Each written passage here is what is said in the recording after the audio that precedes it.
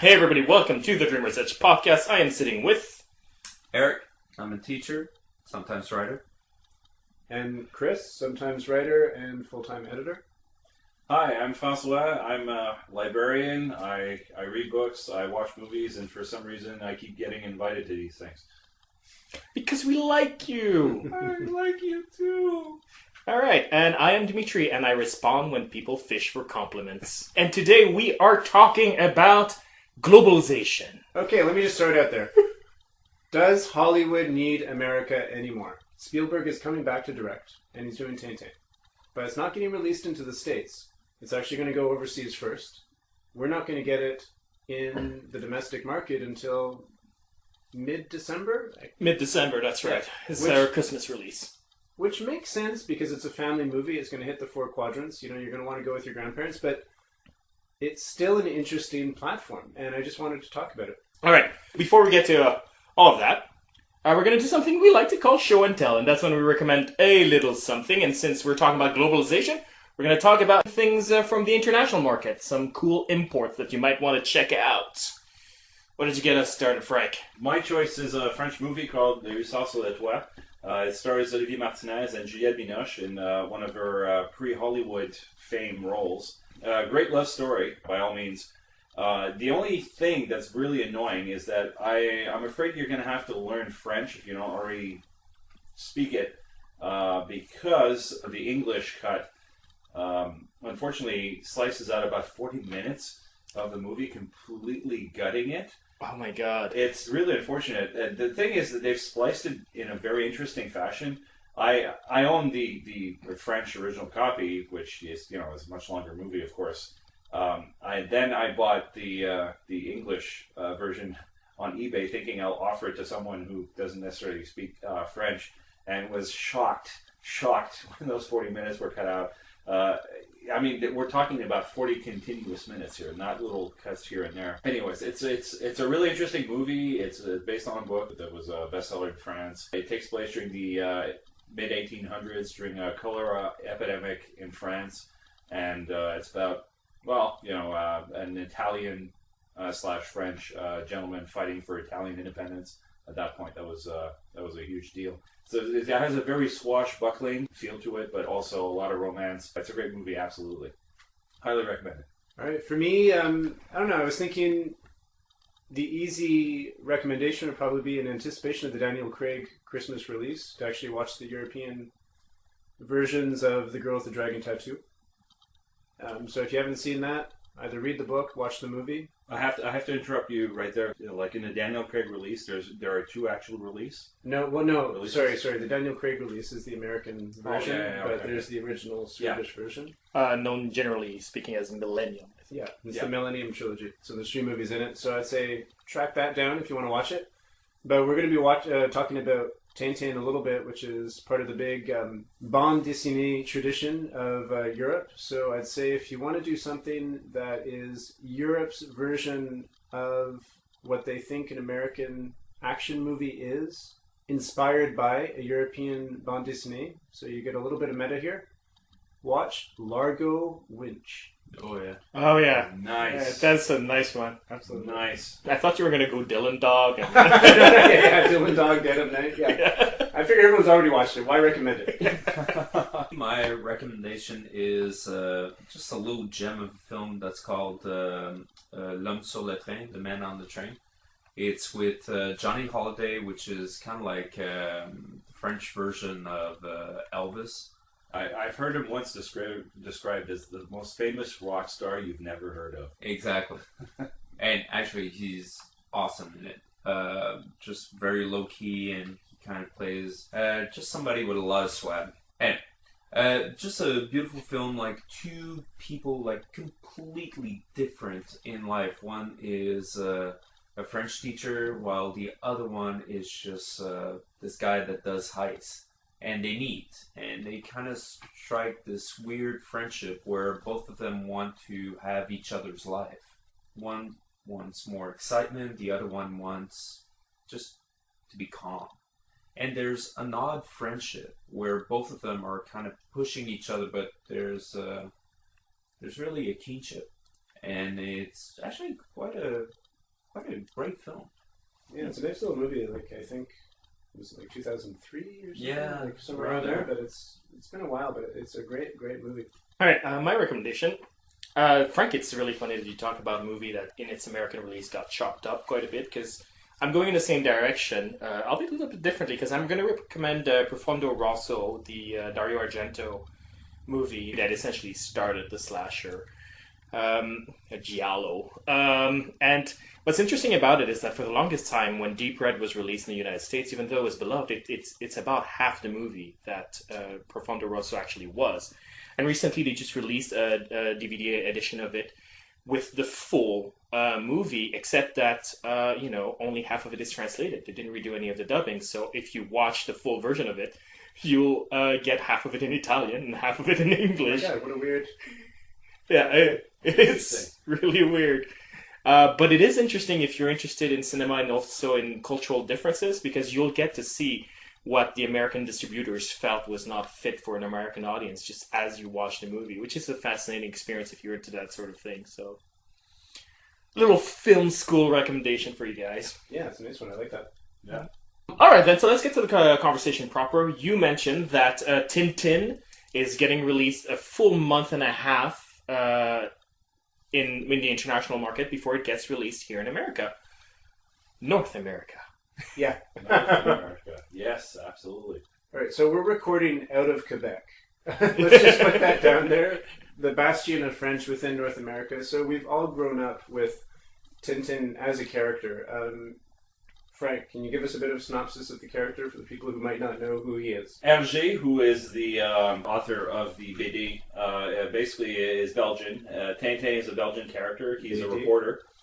Tintin, as we call him over here. And he basically runs around the world having adventures, reporting, meeting various very colorful characters in Egypt, China, South America. He goes to the moon. He has a tremendous amounts of mind-boggling adventures, but it's very different from what American audiences... He's a bit of a Jimmy Olsen character, minus Superman, and done in like a cartoony, photorealistic style. Yeah. I guess. I don't know if I would call him Jimmy Olsen, because the distinction is that Jimmy Olsen messes up a lot, whereas Right. Tintin never does. No, you're right. Okay. No. But he's kind of the young, keen guy going around and kind of gets him into places. You're not quite sure why he's got this access. It's what it comes down to. Yeah, and it's worth noting. Of his hair. Right. It's worth noting that I could be wrong, and please correct me if I'm wrong, but Tintin is pretty much the model that sort of redefined the Franco-Belgian bande dessinée comic book and sort of brought it to the modern age and has been the template for over 60, 70 years now. Yeah, absolutely. In Europe in general, and in France in particular, I guess French-speaking countries, in the francophonie across the world, everybody's familiar with it. I'll be quite honest, I was a little surprised when I first heard that Spielberg and Peter Jackson wanted to do Tintin, because it struck me as something that was very foreign. Well, to I Hollywood. heard Spielberg latched onto the idea before he'd even read it or understood it. He just liked the images. Well, I heard that around Raiders of the Lost Ark, he was doing Raiders of the Lost Ark and he was introduced to it at the time. And he apparently just fell in love with it immediately. Peter Jackson surprises me less. The thing to note about Tintin is that it is currently the second most translated Franco-Belgian comic book in the world. The first one being Asterix. Yeah. And before 1980 something, it was the number one most translated and most distributed around the world. And the thing about it is that it has broke almost every market internationally except the U.S. Yeah.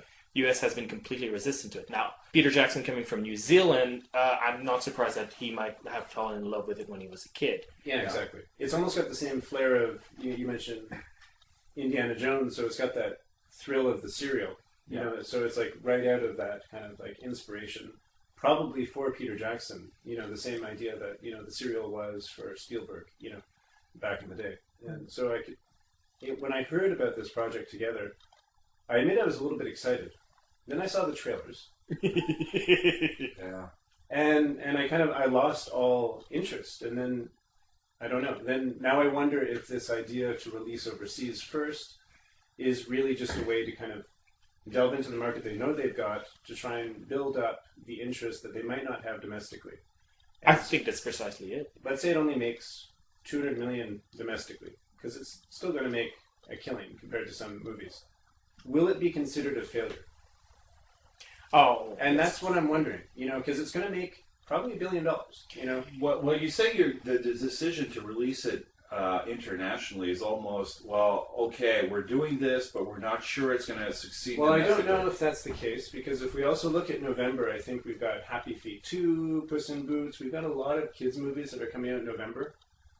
So it would be competing against space for that domestically. And I think a lot of those things are going to get the audience first, because they're sequels, or spin-offs to franchises America knows. Yeah.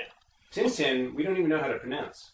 Yeah, but it has that pedigree, though. If you look at the trailer, it doesn't show you anything of interest, but it shows you Peter Jackson, Simon Pegg, Steven Spielberg. Yeah.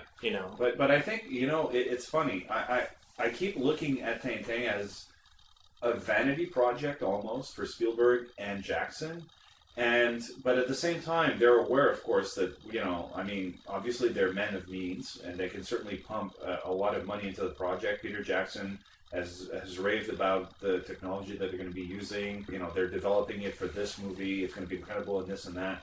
But the fact that they're releasing it domestically, it really brings up the whole notion that Chris sort of suggests, which is, does Hollywood need America anymore, or is it moving into sort of a phase where, well, we're going to start doing projects that aren't necessarily relevant domestically, but we know we're going to make a killing internationally?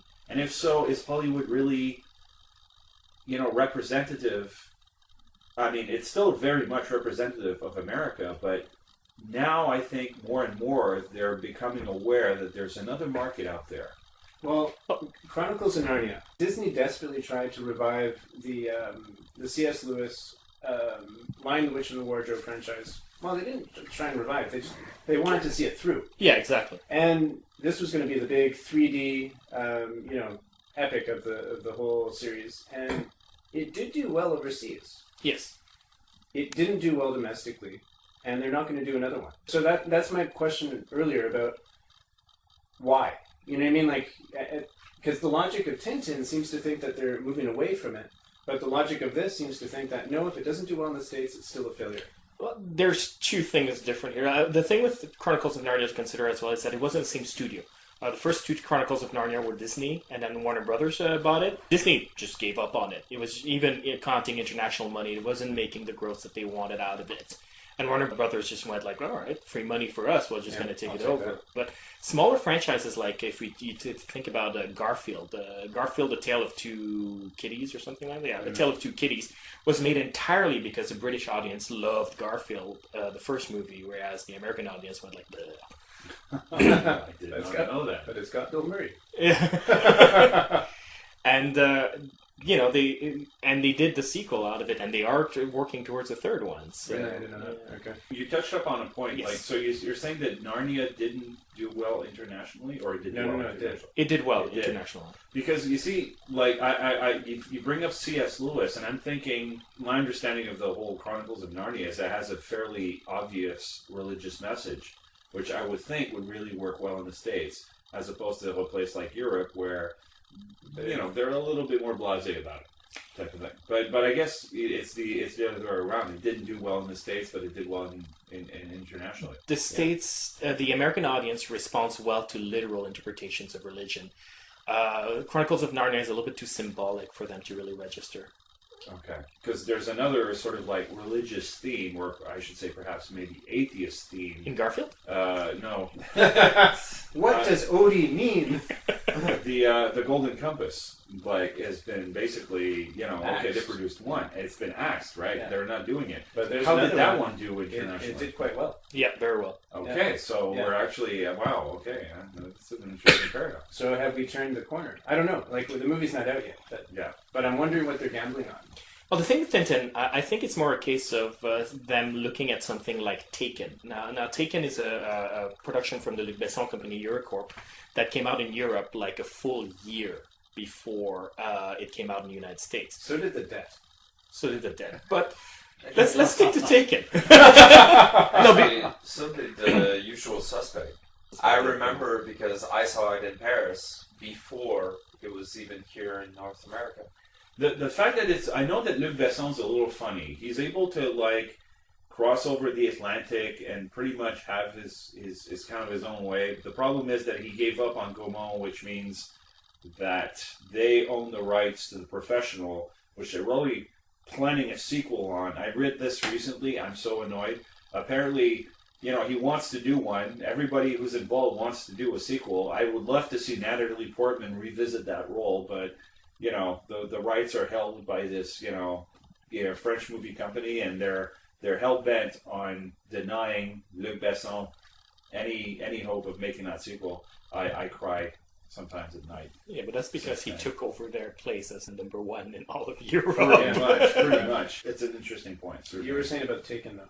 The difference with Taken with Usual Suspect or the Dead that came out this September is that it's really American. You know what I mean? Like it's a popcorn entertainment. It's high octane action, and it's just a big guttural, visceral thriller. It's tailor made for an American audience. But it came out a year before in Europe, got tremendous buzz, and when it came out in the US with just a few TV spots, no more than that, it still did gangbusters because of that buzz. And I'm thinking if that's not what they're looking at. It came out in February, didn't it? Like, that's always the dumping ground of just like, we just need something. Yeah. That's when, things like the Green Hornet come out. But it's when things that they think they're going to maybe either do badly or, it's not as much of an investment, and that's when stuff like that comes out. Mm-hmm. Not like Tintin right at Christmas. That is true. So that's why it seems different. It feels different. It's a huge month, certainly. But I am wondering if they're looking for that sort of buzz from the internet to let them know. I think they want the long tail. I don't know. And are you excited then? Because obviously we can't predict what's going to happen. I think it's going to do well. Mm-hmm.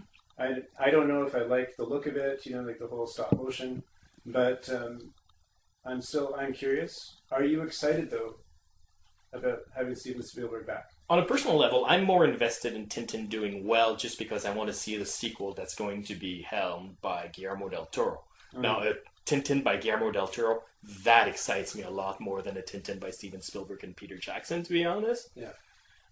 But that's not going to happen unless it does well, so... Guillermo del Toro seems to be perpetually attached to other people's franchises. Well, or I would say Peter Jackson. Like he was slated there to be part of The Hobbit for a while, but then he had to walk away because and now this. So it's kind of interesting. I wonder if Peter Jackson didn't have a meeting with him. It's like, yeah, I'm really sorry about The Hobbit. You want to do Tintin? Yeah. Oh no, he's an active producer actually. He's a very active producer on Tintin. He's one of the people who work towards getting the rights and all of that. He's just been waiting in the backgrounds because he's letting Spielberg and Peter Jackson have the first film. I don't know how excited I am about that. Now that I'm thinking about it, like his vision is so slightly horrific or dark.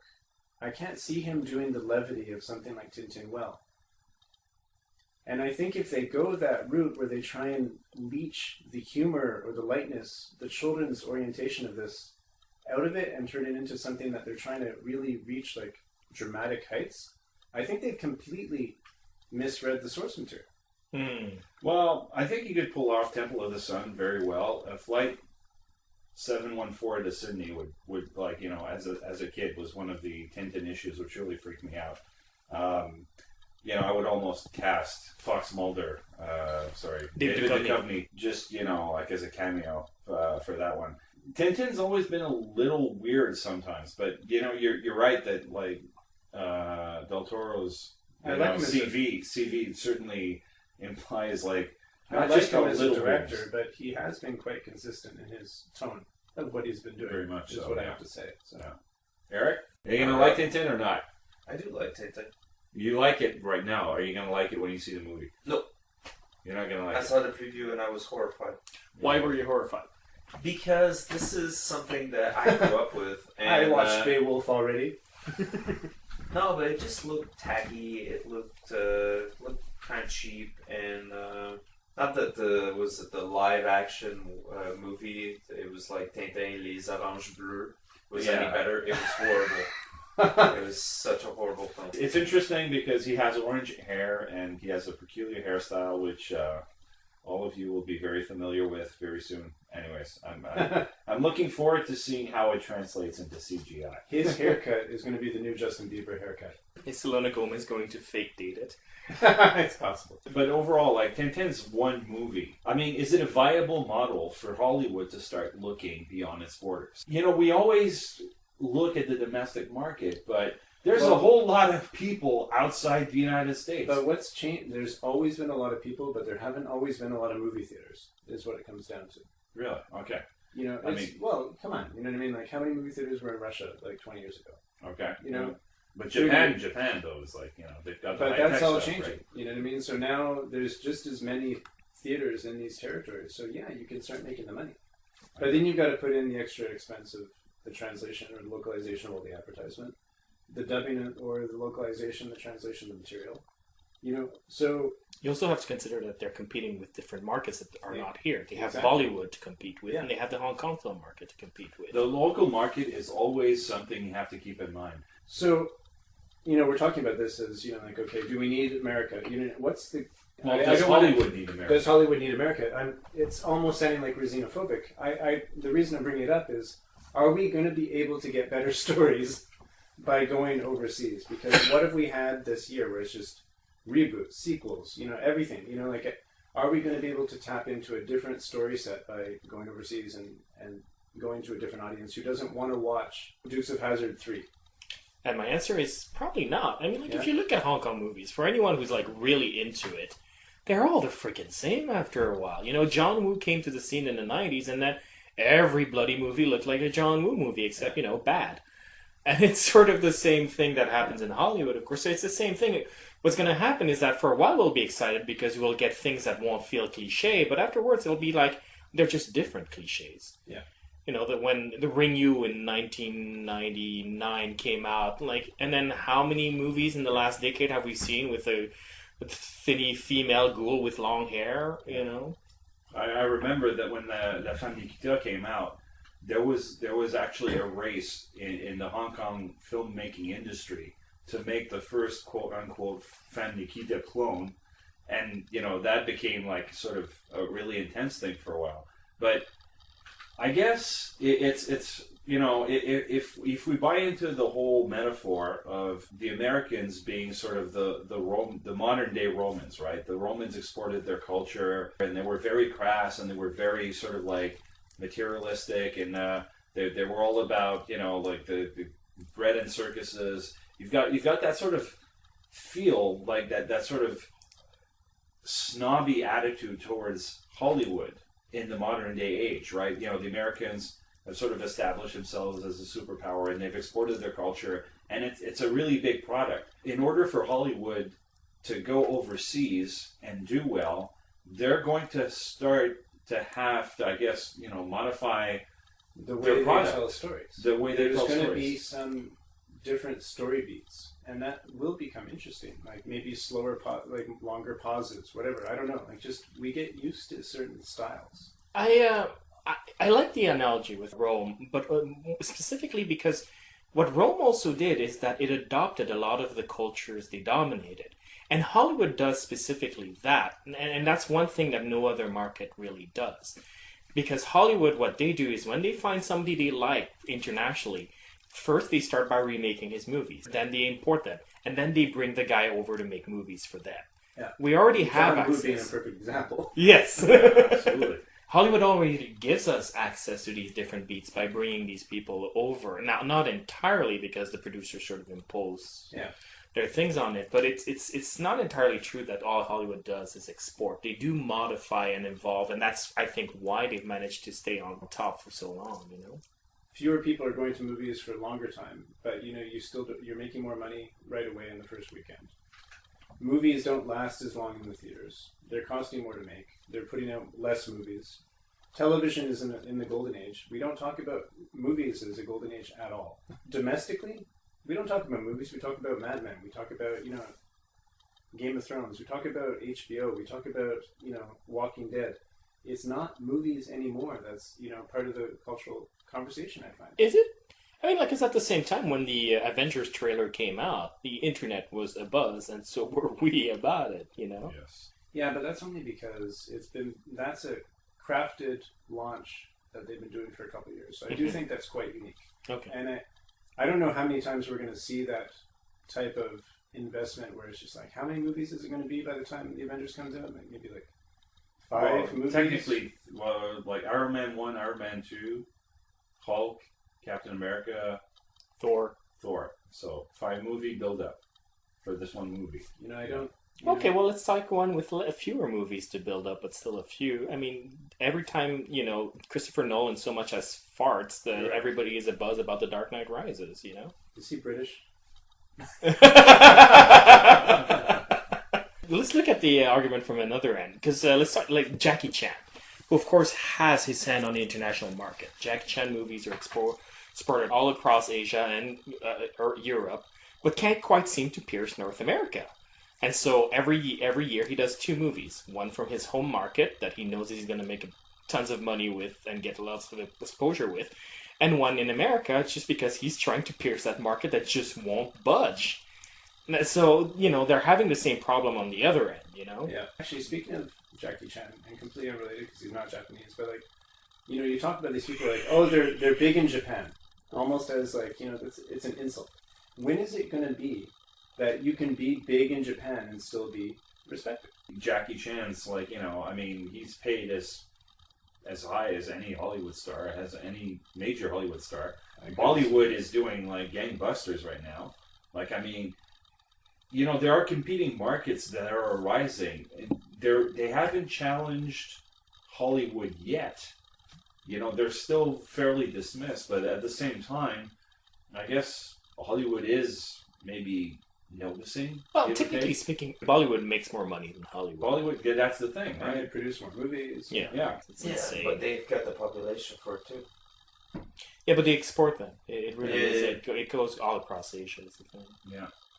Which is something that, you know, typically North American populations aren't really familiar with. Like, I hate to say it, like, you know, considering the size of the Bollywood market, I really feel that I should know more about it, you know? I mean, but we don't, you know, because we've got the big lighthouse on, you know, in California, Yeah. and we're pretty much, you know, hey, it's all about the Hollywood release. Yeah, I can even make Quebec analogies for it, you know, like it's amusing to me. I came across this one anecdote where, you know, movie executives were calling up in Quebec because, you know, this is more of an argument of the local market being sort of powerful, but, you know, the Titanic was number 2 for a couple of weeks in Quebec because, you know, they had a hockey movie on, Les Boys, which was like, you know, more popular than Titanic. And a bunch of Hollywood executives were scratching their heads going, what? You know, like, I'm starting to wonder. That's only because James Cameron's from Ontario. Maybe. Yeah. We don't like James Cameron. You know, well, you know, it's, when's the last time he's been into Ontario? You know, aside from, like, having to film a movie. Or accept some honorary doctorate, I'm sure. Yeah. I think what's more significant in terms of the shift that you're talking about is the fact that when producers are asked, is there going to be a sequel, it's no longer like, oh, we didn't really make any money. I don't think that's really an option. It's like for Scream 4, when Bob Weinstein was asked about it, it's like, well, Scream 4 flopped, so is your plans for Scream 5 and 6 still really in action? And his answer was pretty much like, let's wait until the international numbers come out. And now they're talking about it again. Yeah. It's weird because I'm pretty sure that there has been more than one movie that has flopped domestically and has done very, very well. So, internationally. So, are they going to start doing maybe, okay, well, this flopped, okay, we're going to do a second one, but we're just going to release it internationally? That would be interesting. You know, a sequel, like, you know, for a movie that flopped domestically but did very well internationally. Well, that brings us back to Garfield, Tale of Two Kitties, doesn't There it? we go. What is it? It's Garfield Goes to England. And Well, that's a good example. Something, it's a kid's thing. I'm sure parents are going to, you know, you're still going to rent it, maybe throw it in. Would you do it as video on demand domestically and actually release it in the theaters overseas if that's where it did well? Would that ever be a model? that would be an interesting model. Yeah. It'll be interesting next couple of years. I guess now is a good time to wrap up and move on to our usual concluding bit. Chris, Frank, Eric, and I had planned a little comedy bit here that went terribly wrong. So instead of making you listen to that, I figured I'd subject you instead to a deleted scene from a previous recording, which is to say another bit that didn't go terribly well. It's an Electric Boogaloo Factory that deals vaguely with globalization and international relationships. It'll probably feel a bit out of context, but anyway, for those of you unfamiliar with it, the Electric Boogaloo Factory is when we take a movie that doesn't deserve a sequel and try to come up with a sequel for it. Kazim and I decided to tackle the Rambo franchise. Enjoy!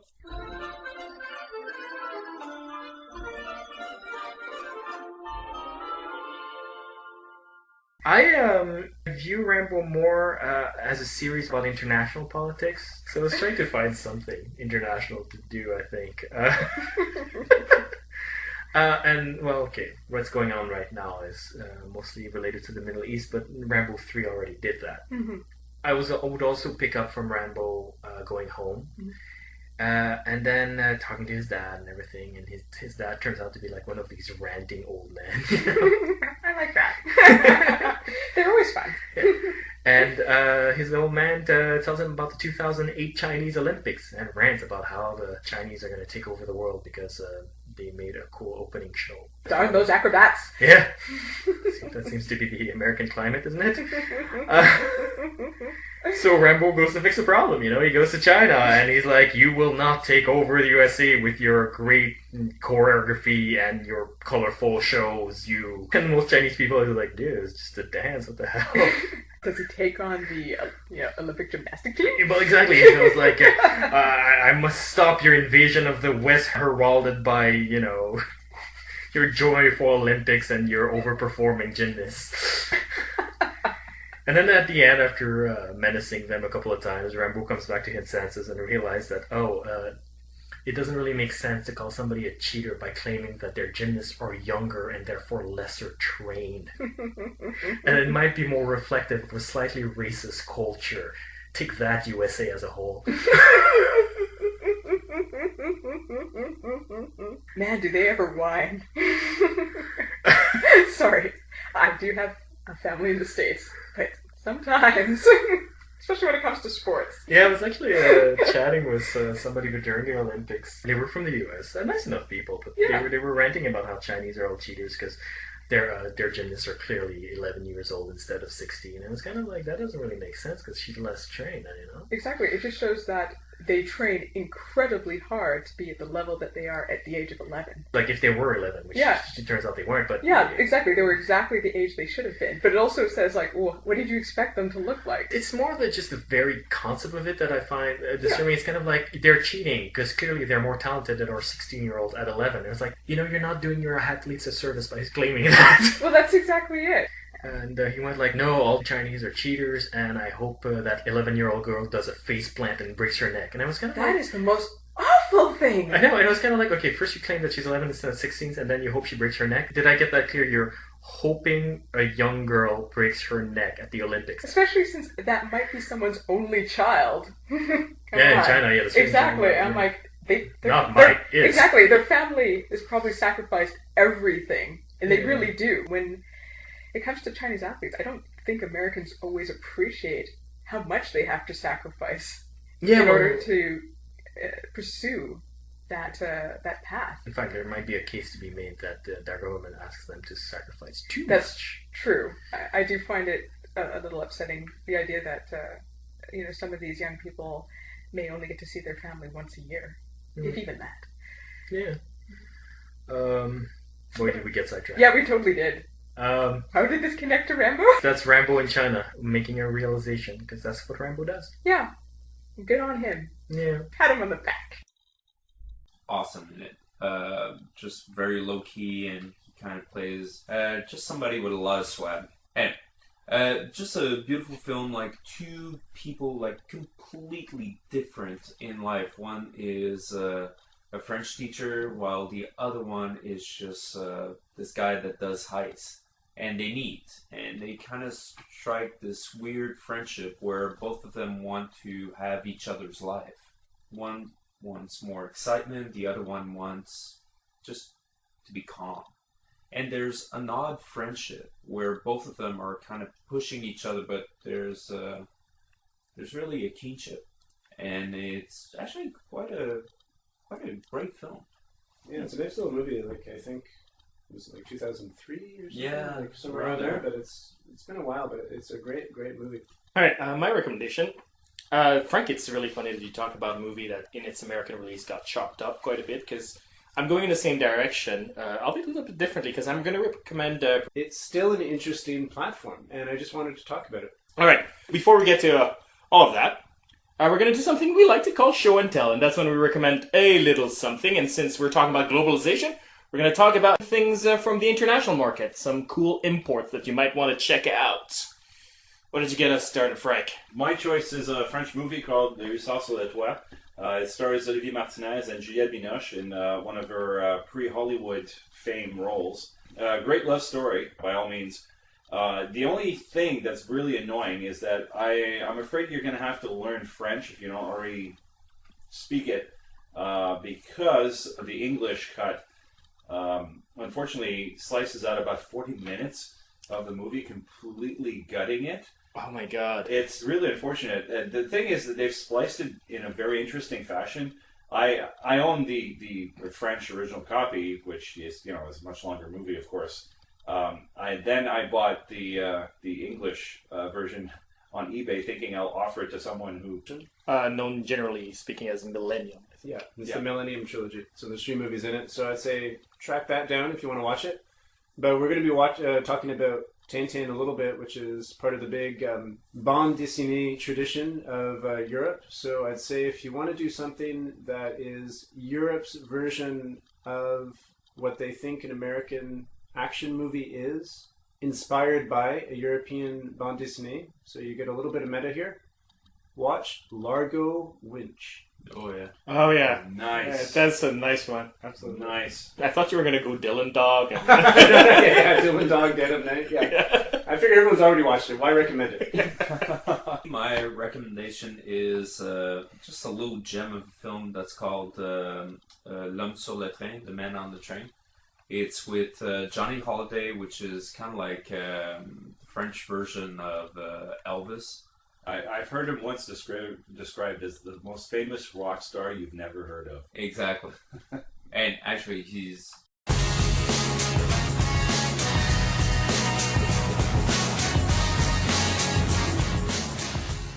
Hey everybody, welcome to the Dreamer's Edge podcast. I am sitting with... Eric. I'm a teacher, sometimes writer. And Chris, sometimes writer and full-time editor.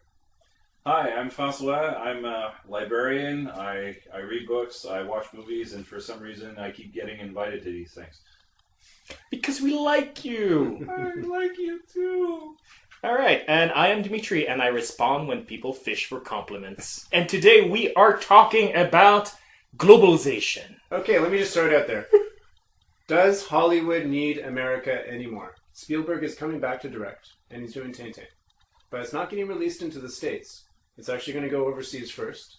We're not going to get it in the domestic market until mid-December? Mid-December, that's right. It's our Christmas release.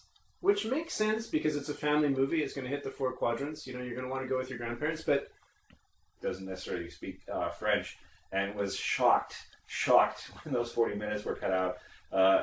I mean, we're talking about 40 continuous minutes here, not little cuts here and there. Anyways, it's a really interesting movie. It's based on a book that was a bestseller in France. It takes place during the mid-1800s, during a cholera epidemic in France, and it's about, an Italian / French gentleman fighting for Italian independence. At that point, that was a huge deal. So it has a very swashbuckling feel to it, but also a lot of romance. It's a great movie, absolutely.